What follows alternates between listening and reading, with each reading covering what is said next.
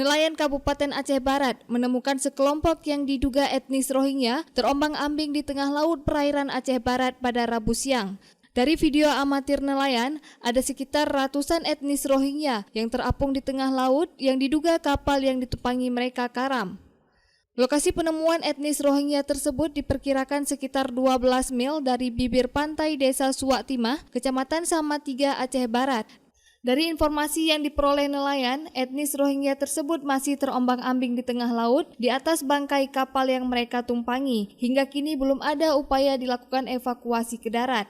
Sementara itu, sebanyak 6 orang berhasil dievakuasi oleh nelayan ke darat dan saat ini sudah berada di aula kantor Camat Samatiga. Sedangkan ratusan etnis Rohingya lainnya masih terombang-ambing di tengah laut.